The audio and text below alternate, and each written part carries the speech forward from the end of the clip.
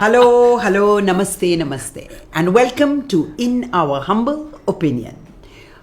Ayo!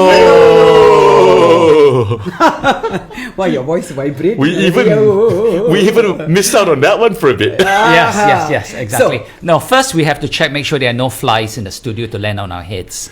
Even if they do, it can only be visible in her head because she's got like Mike Pence color. That's right, exactly. And should I continue? Yes, please continue. Okay. Sorry. No flies in I here. have with me my khakis, Chris Handsome Hansen. Thank you. Yeah. I have Gilbert Prof. Chia. And of course, it's me, Daisy, cool Grandma Irani. Yay.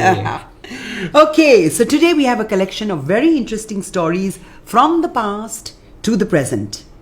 There's a village in Singapore that somehow escaped modernization. How did that ever happen? A kampung. A kampung in Singapore from the 50s. On the mainland. Yeah, where were the real estate guys? How come they didn't catch it, destroy it, and throw it to the winds? Okay, and then we have another story. We need to know why the population of Singapore is going down. I mean, young couples are being locked down together during the pandemic. One would think that the population would go up. Well, it's not. And so they are going to get some incentive to perk them up. $10,000 from the Singapore government if you produce a baby during the pandemic. What does that mean for the young couples? Next, we jump into a maid story that is inverse of the Patiliani story.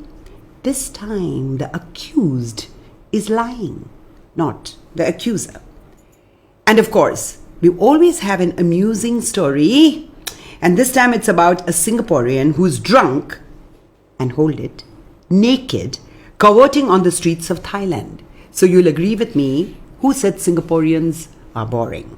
So first, let's start the story. Wait, don't forget the last story. Okay, the last story is very, very special. It's about the one and only Mr. Trump and how slowly, because of certain reasons, he's going to become Singaporean. Okay, so First, to my coffee. Yes. First, let's start Didn't expect with that one. the story that's going to make us nostalgic, very nostalgic. Hidden between the skyscrapers of Singapore's urban jungle sits Kampung Lorong Buangkok, the only surviving traditional village in this modern city. Traditional village, kampung, like my prof friend here said. And it's made up of 26 single-story wooden houses. Now, these houses were built in the 50s. And I have to share with you that I had the good fortune of actually going there way before now because of a series that I had done with Channel 5 called Mata Mata, which was set in the pre-independence days. So we were going crazy to find a location where we could actually film this pre-independence day Singapore. Because nowadays you see Singapore, it's glitzy, it's glamorous, they've got the skyscrapers. Where the hell are you going to get a sleepy village? And that's when we found this little kampung where the people still enjoy living there in their kampung style houses. And so for the older people, it reminds them of a time in their lives. For the young people, it's a starting point to refer from where Singaporeans started. And so right now, that little kampung is being flooded by Singaporean tourists who are going to see what a Singapore kampung looks like. So, you want to share something about your days there? Like I went, I filmed, and I have to say one very important thing. It was very serene, it was very beautiful, but filming in those houses was very hot. It was really hot. That's the time we realize how spoilt we are. Because, those roofs are, low and it feels quite hot inside. But it's very, very beautiful. And it really reminds you, those bricks, those roofs, of those days. And Chris is going to share with us a little more nostalgia. I love this place. I've been there. But admittedly, it was during my early bit of my NS years. I remember that we were on a very tiny exercise and I was on course. And 3 of us had to deploy in this kampung. And you see the picture that we've got, that we see on our screens at this moment. with the big road sign, the old road sign, Lorong Buangkok 1954. Those 4 digits were the old postcode. Oh, I had no idea. 1954. Really. And they haven't changed that road sign apparently. And that house with the red pillars, that's exactly where we harbored when we were deployed. 195. That very house. My 4D. Nice place. I mean, I was kind of glad being there at that time. It was an overnighter, so we spent the night there. On that patio. It was quite something. And it's good to have the young today to really know what a kampung really looks like, feels like. And I've seen the pictures, and they also have the ice batu. Yes. Where they have, my mom used to make those. That's my fact. To this day, she still makes it. Yeah. When you put kacang at the bottom, then we put in the Milo or something, then we put it in the freezer and freeze it. Suck. Correct. We bite the top. So see some of the kids having those. I mean, those are great. What is in the kampung there right now? I mean, people living there? Is it still residential? Yes. Or is it emptied out? No, people are living there. Okay. I don't know about today, but back then there were still people living. They were very hospitable. We did tell them that can we, stay outside in the patio. They say sure. No, but people are still living there, and now they rent the rooms as well. I mean, most of them also have apartments in Singapore. I mean, not in the kampung. Okay, right. And they rent rooms there, and it's really when you go in, because during Mata Mata we has to have those scenes, especially where the heroine and the young girls and everybody was even dressed in those costumes, So the whole place comes alive as though what those days were, the sleepy village, and and people so much more relaxed and enjoying that atmosphere. Yeah. It's interesting because when you said earlier that it's surprising that this exists and that it hasn't been torn down. Actually, if you actually look at map of Singapore, and this is a factor, even though we're thought of very much as like a concrete jungle and urban and all of that, that 25% of Singapore is still nature reserved. So 1/4 of the island is still preserved as nature reserve, which is impressive given that we're so short of land here, And also, this is an interesting statistic according to the Singapore Land Authority. Only 14% of Singapore is used for housing. Huh? Yeah. No. Yes. 14%. Yeah. Really? Yes. Maybe that's why the 13% skies for industry and offices, 8% for parks, 19% for recreational facilities, 12% for land transport infrastructure, 5% for reservoirs, 14% reserved for other purposes, 3% for airports. Airports so big, it's actually 3% of the No, but of so the land. you see, Gilbert, what they must have done. Right? No, very. But then what Yeah. must have happened is that they did tear down some very beautiful heritage buildings. Of course, so yes, you get yes. the feeling, are we so short of land that you actually bring down these beautiful heritage But it really buildings is a and bring testament those skyscrapers to you see? Singapore's very good urban planning. Yeah, I don't doubt that. But if we talk about, speaking strictly as a person who's grown up, in the 70s and 80s, my favorite place in Singapore, it would still be Katong. But I feel kind of sad these days when I walk up and down Katong. That's the area that I grew up in, given Right. where I was used to be schooling. Right. And great old establishments are gone. The buildings are still there. Some of Things have been modernized. The good old coffee shop selling the tao kwa pao, and it's now a German restaurant. I mean, it's a far cry from what we used to have, yeah. And I look at all this and oh my goodness, it's the disappearing, things in and around the Katong area. And that area is nostalgic. Why? Because it's a place where the Peranicans were. Sure. But in Katong, correct me if I'm wrong, it's not like they tore down the buildings, right? They didn't. Yeah, they didn't. No, It's no. just the way that the world works. Yeah, Correct. I know. Companies. It's about modernization. This is the problem also, is that the older generation that may have run these coffee shops and all that, their children don't want to take it over.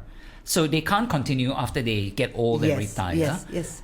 what can they do? No, and that's the reason it's happening in hawker centers too. And that's Hawkers. the reason this kampung is getting so much attention. Yeah, because suddenly yeah. people are waking up, taking their family, taking their kids. See, this is. But you know, how Pulau we used to Ubin is live, another you one, know. right? And people Yeah, can always go and they Pulau go Ubin cycling and go Pulau- cycling. yeah, and, yeah. I think kampungs I there. think the kampungs there. I think they moved out. Oh, really? Yeah, We have to check on that. I think they moved out. Because I still have friends who go there. It's interesting. So Pulau Ubin is yet also not under the developers. And so why don't we move to the next story? Which is about home about and what people do at home. Yeah. Because if you want to incentivize Singaporeans to do anything, you need to pay them. And you want them to spend money, you give them vouchers to go and see those attractions. Yeah. You want to increase the population, you need to pay the couples.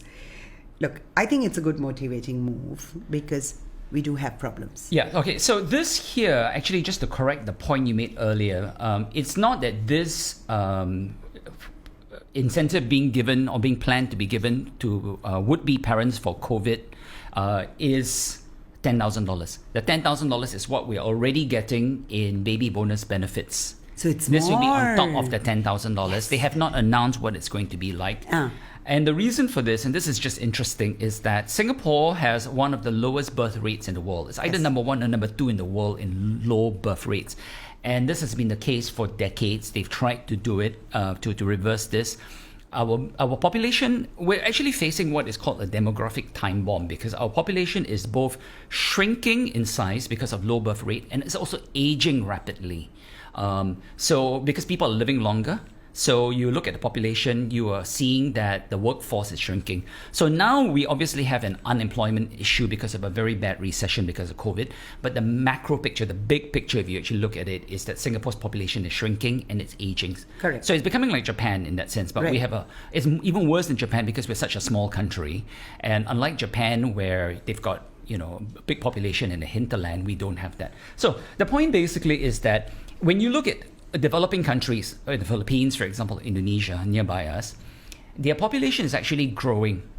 And the population they've already predicted that they're going to have a population boom because of COVID, because people are stuck at home. Exactly. But that is not happening to Singapore. Yeah. And there are several reasons for this. Yeah. One is the fact that birth control is very easily available in Singapore.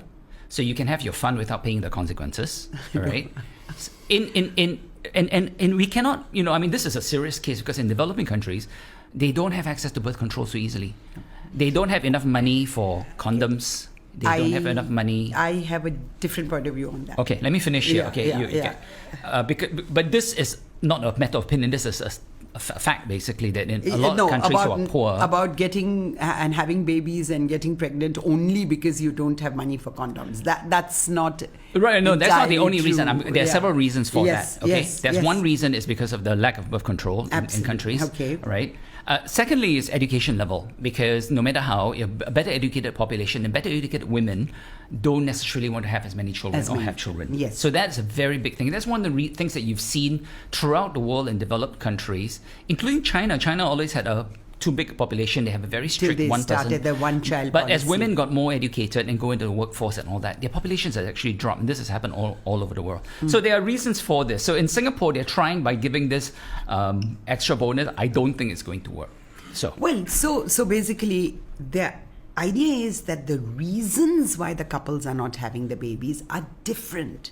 Because I've just become a grandma. I see my kids coping, and you realize that it's about the cost of living. It's just the thought of the future. What are the children going to be doing? That's why I'm even more worried that right now they are giving 10,000 plus. And as time passes, they will have to incentivize the new couples later in the future even more. Because until you change the reasons which the developed nations it's not going to change there, because that's a fact but society. people but then we have to try to make the cost of living, housing, all those things more easier for the couples to deal with. I mean, you see, small things like the government has changed the levy for the maids if you've just had a baby. And that goes a long way, because when you're sitting and you see your daughter-in-law doing with your son all the numbers, and how come you're paying so little for the maid levy? Yeah, I don't think You maid know, levies and no, but those are drops little going things. to Little make things. a big difference. Chris, Little what do you things. think? Little So- things. I was just waiting for the two adults to finish. Feel free to jump in. We'll keep quiet when you talk. No, I might as well hear all your views before I say anything. To me, in my opinion, and I have so many friends who don't have children, and I feel really sorry. I feel sad, as a matter of fact. And having a child these days, it seems to me, is like an afterthought. In a marriage. A lot of people say to me, it's not coming from my mouth. I mean, I'm a dad. And a lot of people say that it's because they're so afraid of the cost of living. And those who do have children, those who are new parents or expectant parents, like I said, it seems to me it's like an afterthought. When I do read forums, parent forums and all that, and the ignorance in birthing, in the birthing process, in what did we do when the child is born? I don't blame them. New parents are new parents, but there's so many places where, like myself and my missus, we made sure we attended prenatal class, and we were very prepared for the arrival of my boy. But there's so many people who seem to me like, okay, oh shucks, we just had a kid, we're expecting now. But there are those who have planned, but without looking at it as a priority. Okay, we plan to be pregnant. I'm pregnant, and see how lah. Then closer towards the last trimester, they start to get worried, and they start to go into forums, and they start to ask questions. No, it's true. But you're talking about I see parenting that. classes. No, Yeah. I've got a totally different experience. No, Maybe it's the The culture. Yeah, I agree with what Gilbert has said. I think you have to understand the culture of our working young adults today. First, look, I'm not that old, but it took us a while to become expectant parents. Stress was an issue, and my son was not made in Singapore. He was made on a holiday in Europe, and it's true. I think when you want to have it, it doesn't mean it's easy to have. A lot of men even have issues. Yes. Yeah. The sperm counts actually for men are dropping worldwide, and including in Singapore. Yeah, man, because a lot of Olympic swimmers are no longer available for most guys. It's true. It's true. I had a problem too. That's actually a very significant health issue. And it's a stress issue. Yeah. More often than not, it's caused by stress. So that's one. Yeah. Second, no, I'm not surprised in the least that in countries, larger countries than ours, that's got more rural areas, there's you find population explosions happening. Yeah, but I was in Singapore. People are urbanized. Yeah, there's a lot of different factors. There are people who want the children who can't have children because of fertility issues. But a very big reason really is the education level, because they find a very significant correlation between the education level of women going into the workforce and the drop in fertility across the world. But this is where I have to agree with what Daisy said. I see your point of view, and I'm not doubting it. Mm-hmm. But when she said cost, I tell you, a lot of my friends tell me we don't have children because we're afraid of the cost. They'd rather buy a dog. I mean, I love dogs too, don't get me the wrong way. Yeah. They're worried about the cost of milk powder, they're worried about the cost of education, they're worried about going through this exam stress eventually, But to me, speaking my mind, when you have a child or children, I would say I walk in faith that life always finds a way, because it's a family, and if you're a good family, somehow or other we'll pull through. Yeah, I agree with you. I mean, I think I understand that cost would be an issue, but I also think that maybe they worry too much about that and expect to have a certain kind of lifestyle that you can't have if you have a child, and that's not so important. Well, okay. So I'm going to say something, because I've got a 40-day-old kid at Okay. home. 14 I'm day? good. 40 days. 40 days. I thought it was going to be a quote from Makayam. Okay. No. So I agree, but where the developed countries are concerned, you're right. It's education, it's career for career. the women. Yeah. Going into And the workforce. Even then, I see a change. I meet a lot of young people now because of the young couple. And yes, they want to have kids. But they are trying to time it.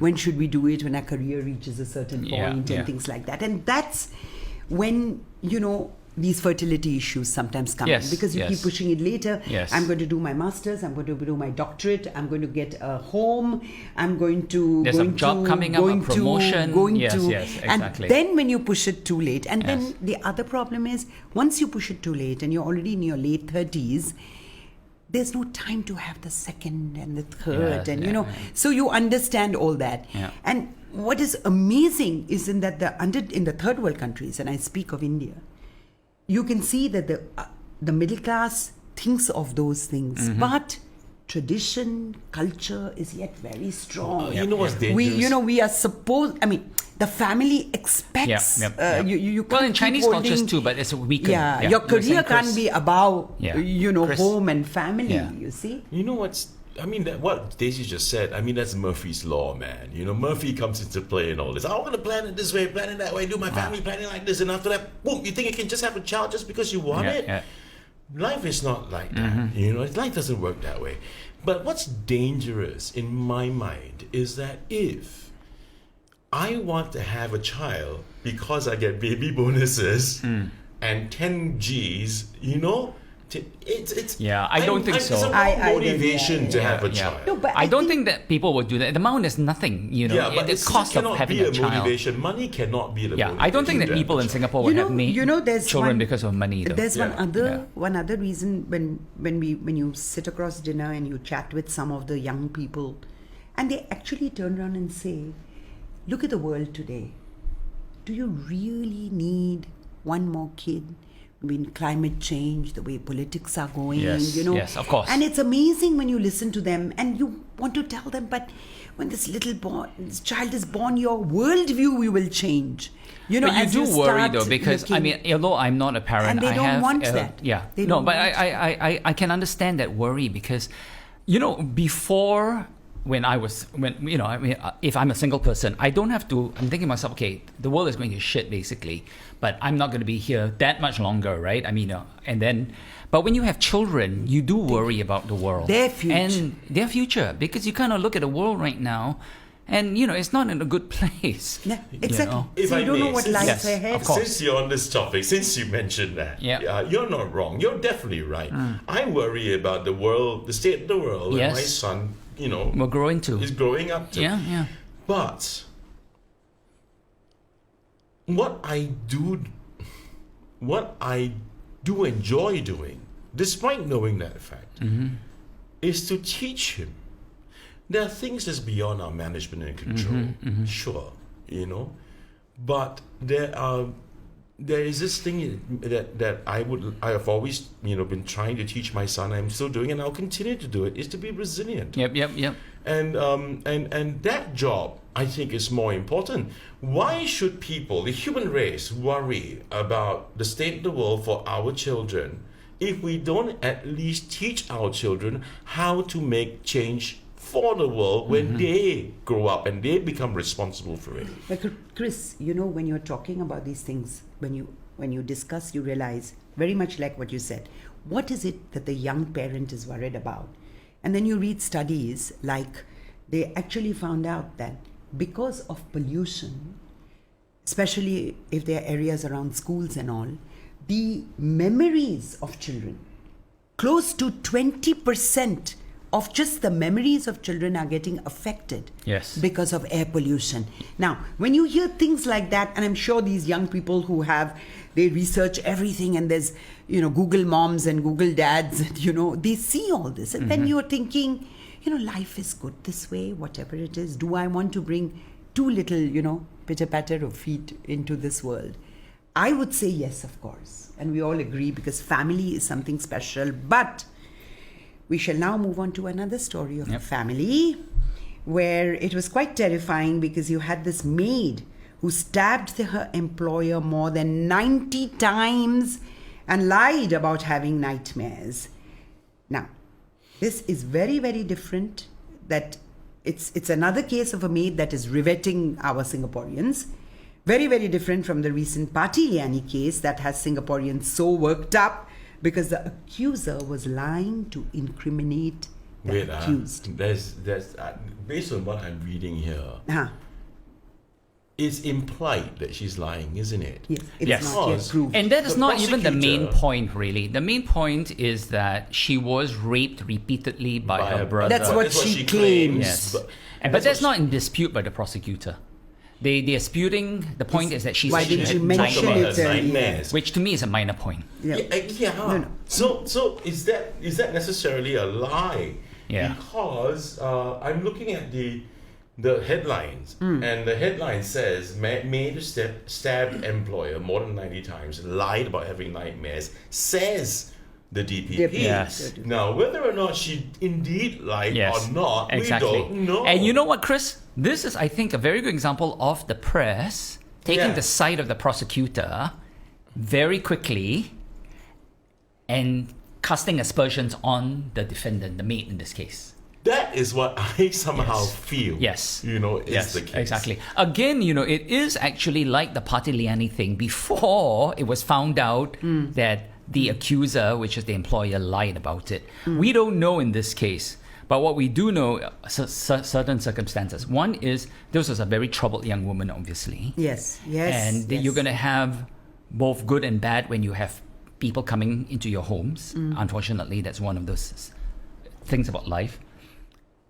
She said she was treated well, but she was not allowed a phone to stay in touch with her family or her loved ones. And I find that to be just unconscionable, especially when they're here alone. I got something to tell you about that. If you've ever had the experience of walking into any maid agency in Singapore, and if you're a new owner, Really?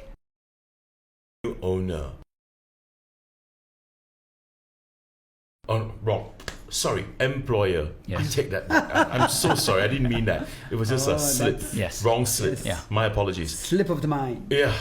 If you're a new employer, right, what are the things, the brief that will be given to you by these agencies? One of the first few things they tell you is to take away their phones. Really? Yes. Every single one that I have That's visited. horrible. Why? Yeah. Because they said they will take advantage of it, then they will call and they're on their phones all the time, and then they're not going to be giving you the value of your money. Oh my God, that's terrible. It's I didn't horrible. know that. But you know what? The first time we've ever had a helper come into the house, the moment we walked in, she diligently came up to us, handed us her mobile phone, and said, "Sir, ma'am, this is for you to keep." And I said, "No, the only thing I will keep would be your passport for safekeeping. Yeah. Keep the phone, but do me a favor. We trust you. Use it. Call Good. home. Yeah, Speak yeah. to mom. Speak Yeah, to dad. of Speak to course. kids. But Yeah. just know your time. Yeah, yeah, and of place. course. But a lot of people do this. I think They that's take away terrible. Yes, I think It's terrible. And, if you know anything at all about the difficulty that these foreign workers go through in their lives to leave their own family and children, I've seen videos of them saying goodbye to their kids, their 5, 6-year-old kids at the airports. Kids are crying, mom is crying, and they're leaving. And the pain of knowing that they'll be away for, at least 2 years without seeing their children while they come here and do this work. And if any employer is so heartless to say you're not going to have a phone to be able to stay in touch with your children, then I would say you don't deserve to have a helper in your home, because that is just inhumane. Yeah. It's unconscionable that people would even think about doing that. That same helper that I just spoke about, she was with us for about 8 to 9 years. From the time before we even were expecting our son. And when the time when my late dog, was just a pup, till just a week before he died, she had to fly home. And we actually asked her opinion, what do you think we should do? He's suffering. Yeah. We've all seen him grow from a pup till he's old. She just said, I think we should do the right thing. And then that very day, we sent her to the airport. She had to go home. And she left because her kids are growing up. And they said to her that if you don't come back, we will never acknowledge you anymore. Oh, that's awful. So we said, go home then, you know. But she had become part of the family. Very much. Yeah. And so today, she still calls us, yeah, you know. exactly. And it's marvelous. I think that's great. Yeah, that's what it's So, you know, supposed to be. treat the helpers that are there with respect and give Yes. them that acknowledgement. You know, Yes. I think that's so important. So, you know, that was this unfortunate case. We'll see what happens here. Yeah, we you have know. to see how it develops. What happens is going to be very important because Yeah. the judicial process, Yes. just like in Patiliani's case, we hope and we wait to see that the judicial process is fair. Yeah. And then they go through the whole thing just like. Looks like the maids are setting a benchmark for our judicial processes Well, here. Isn't I it? hope the media also knows how to cover these things properly and not just automatically give the weight to Yes. the prosecution and the the But you know, employers Gilbert, and to say that. they did that in Patiliani, and we No, saw not in the first. No, when the When case she started, was first accused, and it was immediately in the press that she had been accused, correct, she'd been jailed, and correct. all that. So the yeah. prosecution is the one that was Yeah. getting all the accolades. Yeah, It's yeah. their right, and Yeah. you know. So that's my And point. Don't yeah, do that. Yeah, and yet, that's when you feel heartened and know that the process went through, and we'll hope, Yeah. and we'll come back with you, listeners, and tell you what really happened and what was the outcome. Hopefully, fair and just. Okay. And so now we've got a special Chris Henson See ya. story See ya. about a very drunk and, hold it there, not just drunk, naked Singaporean who was cavorting in Thailand. And I'm going to send the story over to Handsome to tell us why was he naked? I need to start to compile a list of these kind of stories. It's always been thrown to me to handle, from farts to people stealing underwear to people and having the their delivery KKJ guy- being snipped off. the delivery guy the delivery outside guy the- with Mrs. Palmer, the $5. yes. And now you're throwing me a naked man. Thank you very much. Yes. No, I'd Now, love I to will talk chime about- in, but please, Yeah, you I'd go love ahead. to talk about the You naked introduce man, the story first. But yes, you introduce, and we And will come that was into the nudity immediately. There was this dude, Singaporean, you know. Well, he's really giving us a name. he basically is an overstayer in Thailand. He overstayed for 5 years, man, way past his visa, and never got caught, right? But this joker just had to get himself drunk, and he was parading around on the streets, stark butt naked.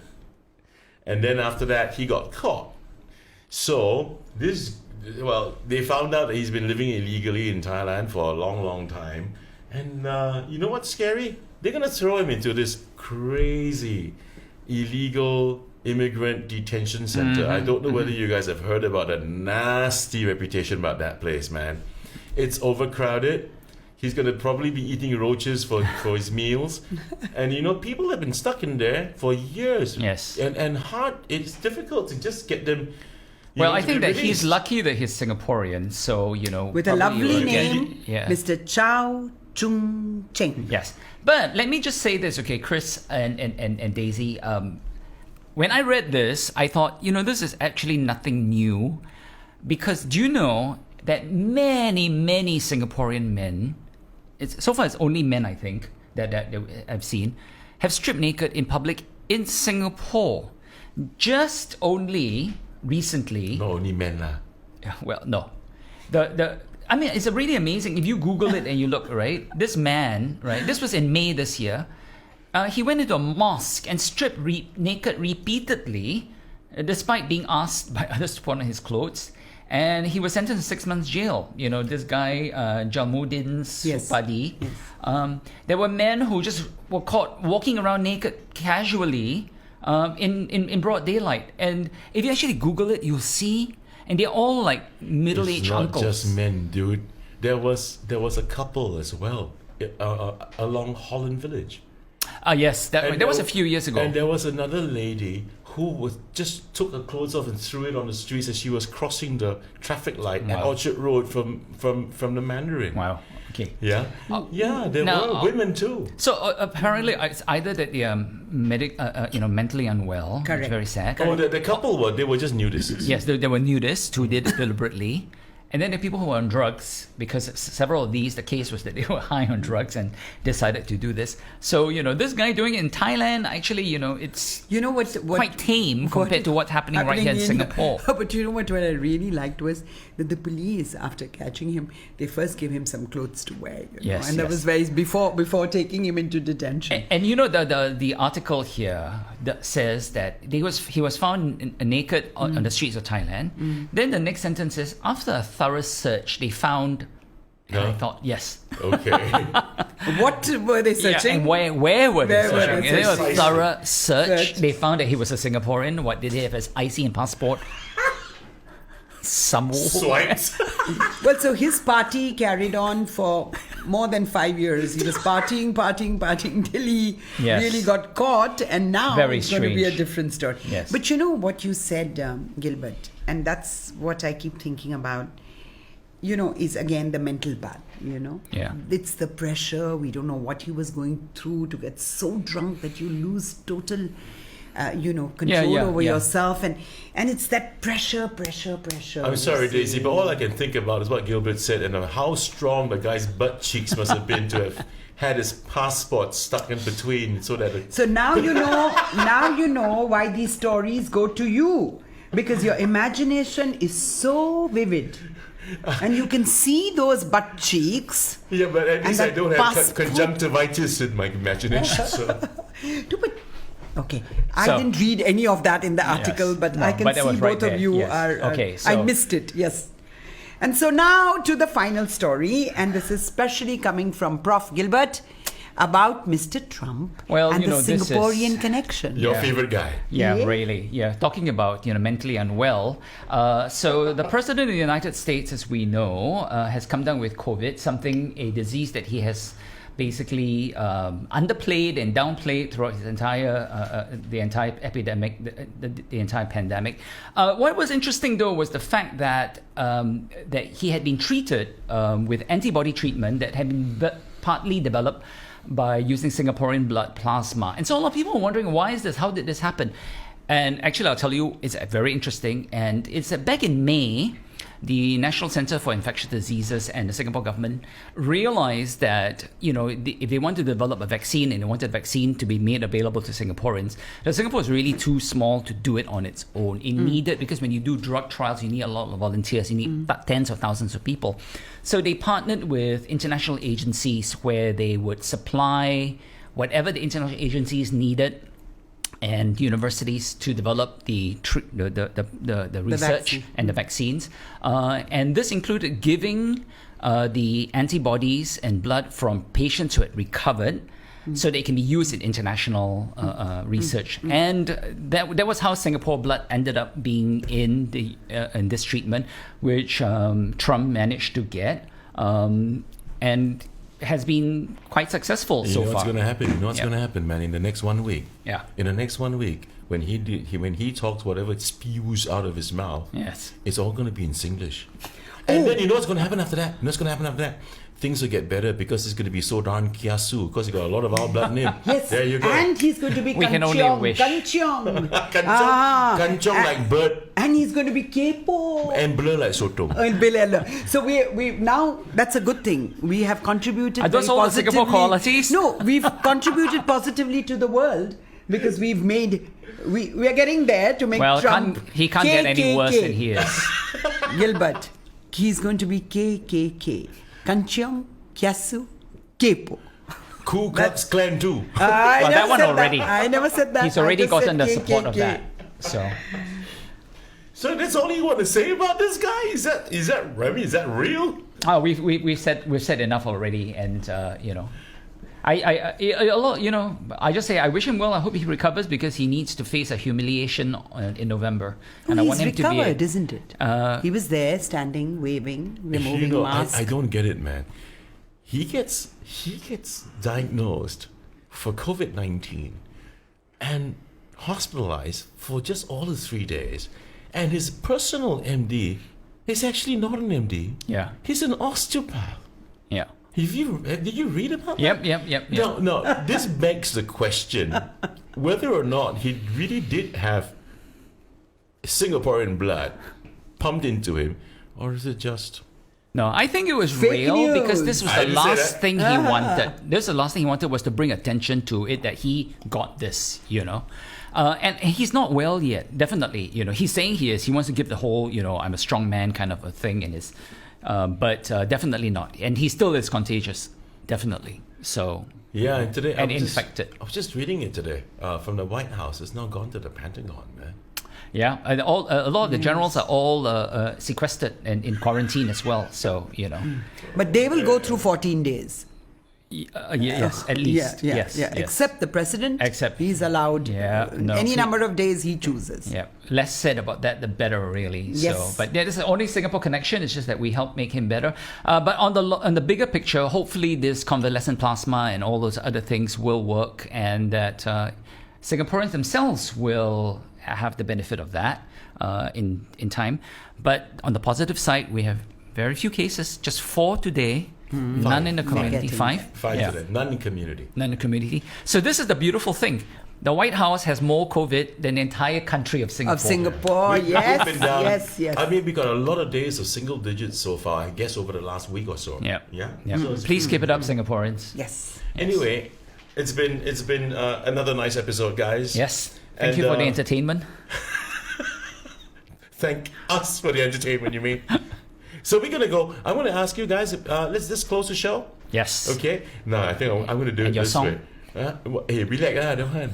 I'm gonna do it this way. Okay, I'm gonna do it this way. We start with Daisy. Always the highlight of each episode. So Daisy, what's your quote today? Okay. Thank you. My pleasure, my dear. Yeah. Age before beauty. Thank you. Okay. Okay. So today's stories have all been about people under pressure. Couples who aren't having babies because of pressure of life. A maid who stabbed her employee because of stress and because of pressure of being away from her home and not being able to contact her family. And of course, some other kind of pressures that our naked man must have been in. So today, in the words of Robert Horry, pressure can either burst a pipe or make a diamond. So, dear listeners, don't let the pressure affect you negatively. Use the pressure to make yourself into a diamond. You said Thank you. pressure could burst a pipe or make a diamond? Yeah. Sounds like my hemorrhoids, man. Yeah. I'm only kidding. Yeah. Don't get I angry. Don't get cannot angry. visualize your hemorrhoid in a ring on my finger. I'm just going to stop there right now.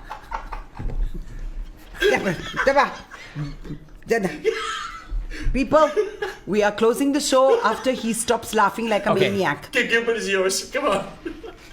Trying to be an adult here. I'll just make this quick. Basically, the whole issue that a lot of people often have when they talk about helpers and everything is that they talk about their right to do it. They say, it's my right to do this, it's my right to do that. And I just want to say this. Just because you have the right to do something does not mean it's the right thing to do. Choose to be kind over being right, and you will be right every time. So Very nice. keep that in mind. That's very nice. Very nice. Thank you. Yeah, okay, and he's going to close the show, the Mr. Hemorrhoids man. So, yeah. Okay. Be As you kind. know, I take quotes from songs, right? Okay. This one's from a band in the 80s, a great band called Depeche Mode. And this is for Donald Trump. Oh, a special song, Oh, yeah. tribute to Donald? Yeah. Okay. And just listen to this, man. It Okay. sounds so much like him. It goes like this, huh? You know how hard it is for me to shake the disease that takes a hold of my tongue in situations like these. Who the hell? What song is And this? the title of the song is Shake the Disease. Oh, well, hopefully. And that's it, everybody. Yes. You want to... Me closing? You closing? You close. Okay. Thank you so very much for watching this episode of In Our Humble Opinion. Make sure you share, like, subscribe, and comment even when you are watching the show. Yes, thank you. Until the next time, in the words of Gubacha, stay Safe. Be safe, be kind. Be safe, be kind. Namaste, namaste, namaste. Take care, everybody, and remember, leave your clothes on. Yes, Bye. keep it in your pants. Every week.